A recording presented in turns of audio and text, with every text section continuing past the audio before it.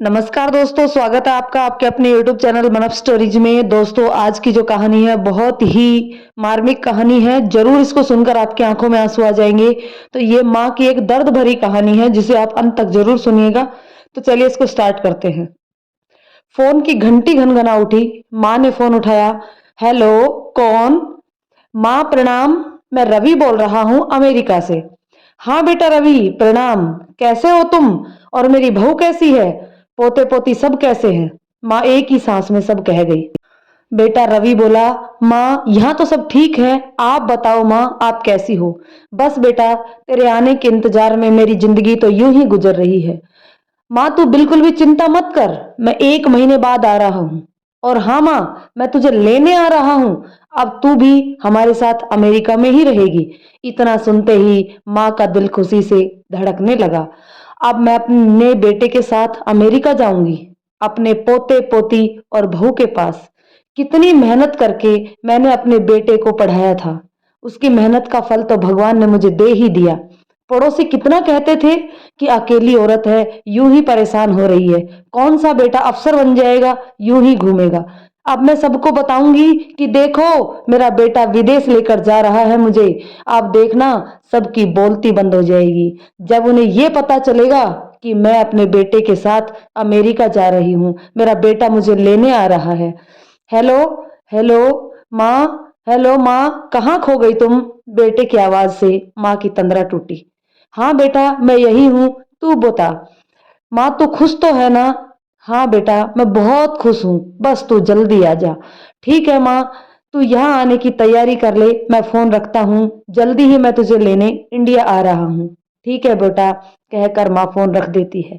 माँ के तो जैसे मानो पंख ही लग गए थे। माँ भाग भाग कर अपना काम करने लगी, अच्छे अच्छे पकवान मिठाइयाँ बनाने लगी। कितने सालों बाद बेटा विदेश से घर जो आ रहा था, उसे क्या खिलाऊंगी, क्या पिलाऊंगी, उसके पसंद का ही खाना बनाऊंगी, उसके पसंद की मिठाइयाँ भी बनाऊंगी। मेरे पोते पोती को भी मिठाइयाँ पसंद होंगी, उनके लिए भी मैं बनाकर विदेश लेके जाऊंगी। फिर सोचने लगी, कितने बड़े बेटे पोते हो गए होंगे मेरे, अब तो वो स्कूल भी जाने लग गए होंगे। बहू पता नहीं कैसी दिखती होगी, क्योंकि बेटे ने वहीं पर शादी जो कर ली थी। बहू से पहली बार मिलूंगी तो मुंह दिखाई करूंगी। पता नहीं विदेश में ये रिवाज होगा भी या नहीं। कोई बात नहीं, बेटे से पूछ लूंगी। मेरा ये 5 तोले का सोने का हार अगर बहू को मुंह दिखाई में दूंगी तो वो बहुत खुश हो जाएगी। थोड़ा सोच के उदास हो गई कि बहू विदेशी है, पता नहीं कैसे स्वभाव की होगी। विदेशी लड़कियां तो बस अपने ही बारे में सोचती हैं, वह कहाँ सास ससुर की सोचती हैं। पर कोई बात नहीं, मेरा बेटा तो है ना। माँ का अपने बेटे का आने का इंतजार में एक एक दिन मानो सालों कट रहा था। इंतजार बहुत लंबा होता है। माँ दिन गिनती रही। जब 15 दिन बचे तो माँ ने बेटे को फिर फोन किया। बेटा, अब तो तेरे आने के 15 दिन ही बचे हैं, बस तू जल्दी आ जा। बेटा अब तो एक एक दिन गिन गिन के कटता है, बड़ा मुश्किल है। ऐसे कटता है मानो साल बीतते हों। अब तो ये दिन भी नहीं काटे जाएंगे। बेटा बोलता है, माँ तू चिंता मत कर, बस 15 दिन ही बाकी हैं, अब मैं आ रहा हूँ। किसी तरह माँ के ये दिन भी मुश्किल से कटने लगी। कभी सोचकर खुश हो जाती तो कभी किसी बात को सोचकर दुखी हो जाती। फिर सोचने लगी, कोई बात नहीं, जैसा भी होगा देखा जाएगा। एक बार अमेरिका जाऊं तो सही, देखूं तो सही कि वहां के लोग कैसे होते हैं। अब बेटे के आने के 5 दिन ही शेष बचे थे। माँ फिर एक बार बेचैन हो गई और सोचने लगी, पता नहीं विदेश में मंदिर होगा भी या नहीं होगा। बिना मंदिर तो मैं वहां नहीं रह सकती। और उसने अपने बेटे को फिर फोन मिला दिया और बेटे से कहा, बेटा मुझे थोड़ी सी शंका हो रही है। तो क्या हुआ माँ, कैसी शंका है, कहिए तो जरा। बेटा तू बस ये बता दे कि मंदिर है कि नहीं वहां अमेरिका में। बेटा बिना मंदिर के तो मैं वहां पे नहीं रह पाऊंगी। तो बेटा बोला, माँ तू चिंता मत कर, यहाँ भी मंदिर है। क्या हुआ जो थोड़ी दूर है, तेरी बहू तेरे साथ मंदिर चली जाएगी। माँ तू चिंता मत कर, यहाँ एक समय तो क्या, हम दो दो समय तुझे मंदिर लेके जाएंगे, बस तू यहाँ एक बार आ तो जा। इतना सुनकर माँ खुश हो जाती है कि कितनी संस्कारी होगी मेरी बहू, जो मेरे साथ मंदिर जाने के लिए तैयार है। इतने संस्कारी माँ बाप की औलाद भी संस्कारी ही होगी, मतलब कि मेरे पोता पोती भी खूब संस्कारी होंगे। सोचते सोचते एक एक पल बड़े कष्ट से कट रहे थे। सोच रही थी यह समय भी जल्दी से कट क्यों नहीं जाता। धीरे धीरे वे दिन भी बीत गए। सुबह से सबको गर्व से बताती फिर रही थी कि देखो, कल तो मेरा बेटा आएगा और मुझे विदेश लेकर जाएगा। रात हो गई पर माँ की आंखों से तो नींद मानो कोसों दूर थी। बस बेटे के साथ जाने का और अपने पोते पोतियों और बहू से मिलने के सपने ही देखती रही। जैसे तैसे रात कट गई, सुबह हो गई। बाहर से कोई भी आवाज आती तो दौड़ के दरवाजे पर जाती कि मेरा बेटा आ गया होगा। किसी गाड़ी का हॉर्न बजता तो तुरंत कान खड़े हो जाते कि मेरा बेटा आ गया होगा। आज तो उसकी आंखें दरवाजे को एक टक ताक रही थी। आखिर वो घड़ी आ गई, बेटा भी आ गया। दरवाजा खटखटाया, माँ ने दरवाजा खोला तो सामने बेटा खड़ा था। बेटे को देखकर माँ की आंखें भर आई और अपने बेटे को बाहों में भरकर लिपट कर रोने लगी। बेटा, तू आखिर आ ही गया, इतने साल बाद ही सही। बेटा, विदेश में खाना पीना तो सही था या नहीं? बेटे को ऊपर से नीचे तक निहार कर माँ बोली, कितना पतला हो गया रे तू। बेटा मुस्कुराकर बोला, माँ अब अंदर भी आने दोगी या सारी बात यहीं करोगी? माँ ने दौड़कर चारपाई लगाई। तू बैठ मेरे लाल, तू बैठ, मैं तेरे लिए दूध लाती हूँ।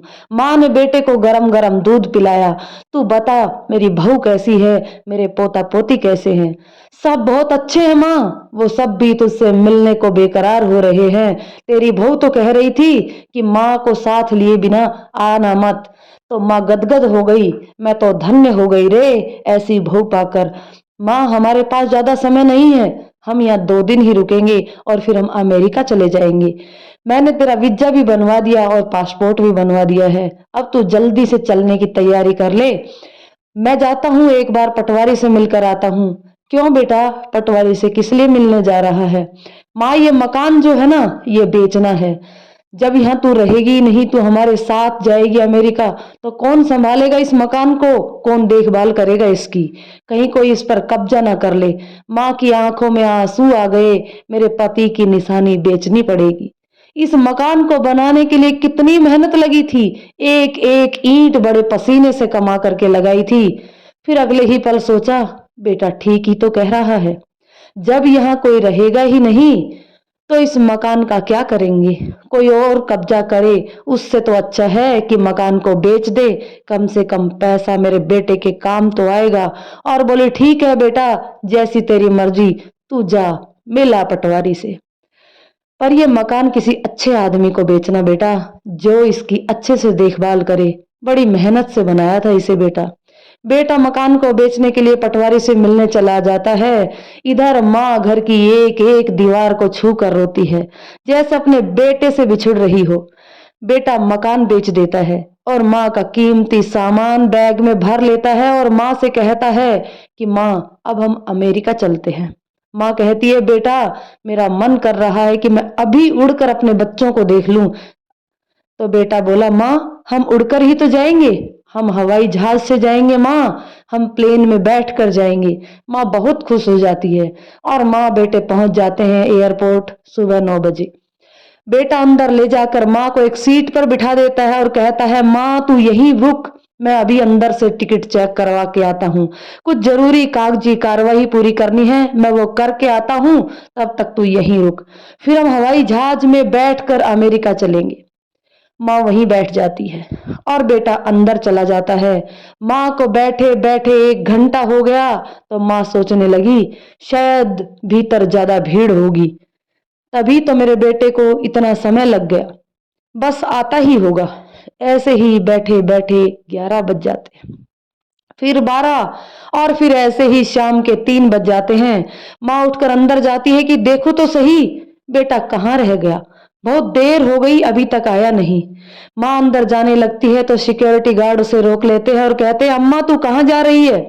माँ कहती है कि बेटा मैं मेरे बेटे को देखने जा रही हूँ, वह टिकट चेक करवाने अंदर गया था, बहुत देर हो गई अभी तक वापस नहीं आया। बेटा हमें अमेरिका जाना है, मेरा बेटा मुझे लेने आया था। सिक्योरिटी गार्ड कहता है, अम्मा कोई यात्री नहीं है अंदर। अरे तुझे नहीं पता बेटा, तू जाकर देख, वहीं कहीं मेरा बेटा होगा। सिक्योरिटी गार्ड बोला, क्या नाम था तुम्हारे बेटा का अम्मा? अम्मा बोली, बेटा मेरे बेटे का नाम रवि है और हम हवाई जहाज से अमेरिका जाने वाले थे। सिक्योरिटी गार्ड ने इंक्वायरी की तो पता चला कि रवि नाम का पैसेंजर सुबह 10 बजे की फ्लाइट से अमेरिका जा चुका है। इतना सुनते ही मां सन्न रह गई। उसका अपना खुद का बेटा उसे ठग के चला गया, उसे लूट के ले गया, मकान भी बेच गया, जेवर जेवरात जो भी थे वो सब ले गया। अब मैं क्या करूं? मां के पास घर जाने का किराया भी नहीं था। सिक्योरिटी गार्ड ने कहा, मां तेरा बेटा तुझे धोखा दे गया, तू अपने घर जा और तेरे पास किराया नहीं है तो तू ये कुछ पैसे ले जा और अपने घर जा। वहां से मां जैसे तैसे करके घर पहुंचती है तो घर पर तो बड़ा सा ताला लगा था। अब तो वो घर से भी बेघर हो गई थी, वह घर भी अब किसी और का हो गया था। मां वहीं घर के बाहर चबूतरे पर बैठ गई और रात को भूखी ही वहीं सो गई। अब नया मकान मालिक आया और बोला, माई यह घर अब तेरा नहीं है, यह तो मेरा है, यह मैंने खरीद लिया है, तू यहां से जा।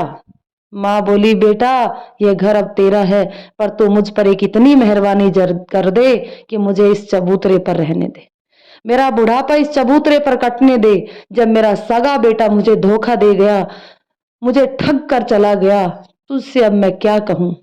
घर के नए मालिक को दया आ गई और वो माँ से बोला, माँ तू अब इस चबूतरे पर नहीं रहेगी, इतना बड़ा घर है, तू एक कमरे में रह ले माँ, तू चिंता मत कर माँ, यह घर जब तक तू जिंदा है तेरा ही है, तू जहां चाहे रह सकती है। इस हिंदुस्तान में श्रवण कुमार अभी भी जिंदा है। माँ रोते रोते बोली, धन्य है वह माँ जिसने तेरे जैसे बेटे को जन्म दिया, जिसमें इंसानियत आज भी जिंदा है। बेटा एक मेरी कोख से जाया मेरा बेटा था जो चोर निकला, जो ठग निकला, जो अपनी ही माँ को लूट कर ले गया लुटेरा। मैं कितनी अभागिन हूं जो लुटेरे को जन्म दिया। तो दोस्तों इस दुनिया में अभी भी ऐसे लुटेरों की कमी नहीं है और ना ही कमी है ऐसे श्रवण कुमारों की जो अपने ना होते हुए भी अपनापन दिखा जाते हैं। कैसी लगी ये कहानी आप कमेंट करके जरूर बताइएगा। यदि ये कहानी पसंद आए तो कहानी को लाइक शेयर करके चैनल को सब्सक्राइब जरूर कर लीजिएगा। धन्यवाद दोस्तों।